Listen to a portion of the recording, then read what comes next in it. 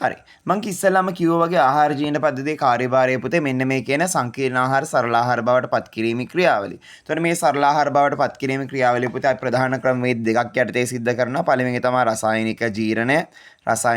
දෙවෙනි එක තමයි පුතේ යාන්ත්‍රික ජීර්ණය. පුතේ රසායනික ජීර්ණය කියලා කියන්නේ නමයි කියන විදිහටම කිමිකල් වලින් රසායනික ද්‍රව්‍ය මගින් ආහාරය ජීර්ණය කිරීම. යාන්ත්‍රික ජීර්ණය කියන්නේ යන්ත්‍රයක් විදිහට හපලා අඹරලා පෙරලා තල්ලා විදිහට ආහාරය ජීර්ණය කරන එක. එතකොට රසායනික ජීර්ණයේදී පුතේ සහභාගී වෙන්නේ සපෝට් එක දෙන්නේ මේක ඇතුලේ ඉන්න ආහාර ජීර්ණ පද්ධතිය බිත්ති වලින් ස්‍රාවය වෙන.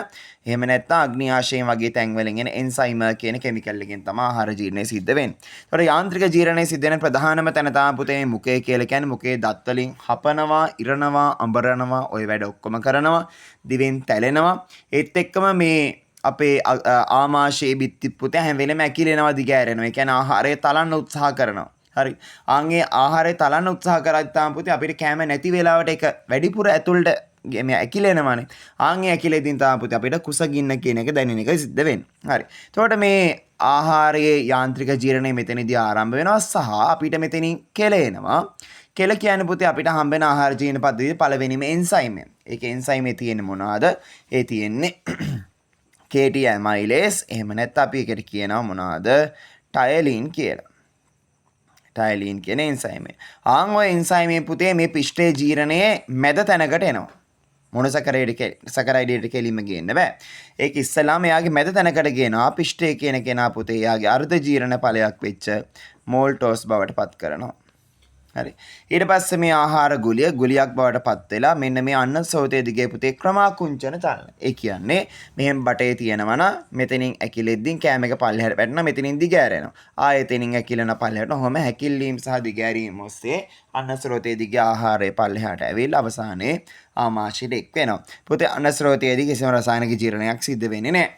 ඊට පස්සේ ආහාරය ආමාශයට ආවයින් පස්සේ මේ ආමාශ බිත්තියෙන් ස්‍රාවය වෙනවා එන්සයිමයක් සහ ඊට අමතරව අම්ලයේ විදිහට ස්‍රාවය වෙන HCl එන්සයිම විදිහට එන්නේ පුතේ පෙප්සින්. හරි. පාඩම මොකක්ද මම උගන්වද්දි මම ලස්සනට කිව්වා සීන් එක ඉන්නවනම් එයාලා වැඩ කරන්න කාත් එක්කද ප්‍රෝටීන් එක්ක. එතකොට මේ පෙප්සිනුත් වැඩ කරන්නේ ප්‍රෝටීන්. එතකොට HCl මොකද කරන්නේ? HCl කරන්නේ පුතේ මේ නිදාගෙන ඉන්න පෙප්සින්. ඒ කියන්නේ අක්‍රීය තත්ත්වයේ ඉන්න පෙප්සින් සක්‍රීය තත්ත්වයට පත් කරන එක. එතකොට පෙප්සින් සක්‍රීය වුණාම මේ HCl සහ පෙප්සින් කියන දෙන්නගේ සපෝට් එකෙන් මම අර කියපු සීන් එකේ ඉන්න ප්‍රෝටීන්ගේ වැඩ පටන් ගන්නවා. ප්‍රෝටීන්ගෙත් පුතේ අවසාන ජීර්ණ ඵලයේ කෙලින්ම එන්නේ අර්ධ ජීර්ණ ඵලය කියන්නේ පොලිපෙප්ටයිඩ් කියන තැනට එනවා. ඊට අමතරව මෙතන තියෙනවා පුංචි ළමයිගේ බඩේදී මෙතනදී එන්සයිමයක් ස්‍රාව වෙනවා රෙනින් කියන එන්සයිමය. ඒ රෙනින් කියන එන්සයිමයෙන් මේ කිරි කැටි ගැසීම සිද්ධ කරනවා. ආමාශයතින් පස්සේ මේ ආමාශයේ ආහාරය තැන්පත් වෙලා තිබිලි. ඊට පස්සේ ඒක ග්‍රහණියට වැටෙනවා. ග්‍රහණියේදී පුතේ අග්න්‍යාශයෙන් එන්සයිම සහ පිත්තාශයෙන් පිත මෙන්න මේ ග්‍රහණියට එකතු වෙනවා.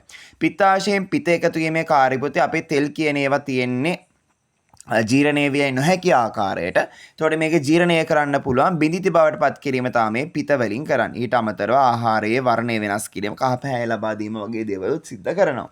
එතකොට පිත මෙන්න මේ ලිපිඩ බිඳිති බවට පත් කිරීම අපි කියන මොකක් කියලාද? තෛලෝදකරණය. තෛලෝදකරණය තමයි මේ පිතවල ප්‍රධානම කාර්යය වෙන්නේ. එතකොට අග්න්‍යාශයෙන් පුතේ එන දේවල් මොනවාද? අග්න්‍යාශයෙන් එනවා මෙතෙන් ඇතුළට එන්සයිම තුනක්. මොනවාද එන්සයිම තුන? ට්‍රිප්සින් එනවා. ඊට පස්සේ කලින් කටෙන් ආපු කෙල ඒ කියන්නේ ඇමයිලේස් කියන එන්සයිම එනවා. ඊට අමතරව තව මෙතෙන් එනවා කවුද? ලයිපේස් කියන කෙනා. හරි. පුතේ ආයෙමත් කලින් සිද්ධීමයි සීන් කියන්නේ කාත් එක්කද මෙයා වැඩ කරන්නේ? ප්‍රෝටීන් එක්ක. ප්‍රෝටීන් එක්ක වැඩ කරලා මේ සීන් එකේ කියන ට්‍රිප්සින් එයත් හදන්නේ ආපුව මේ අර්ධ ජීර්ණ ඵලයමයි. මොකක්ද ඒ කියන්නේ? පොලිපෙප්ටයිඩ්. හරි. ඇමයිලේසුත් පුතේ කලින් විදිහමයි පිෂ්ඨය මෝල්ටෝස් බවට පත් කිරීම සිද්ධ කරනවා.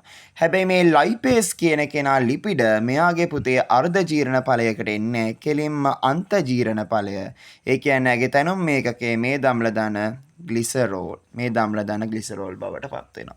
ඔය තමයි පුතේ ග්‍රහණයේදී සිද්ධ වෙන දේ. ඊට පස්සේ අපි ආපුවාම මේ කුඩාන්ත්‍රයට දැන් පුතේ ඔයාලට පේනවා. හරි.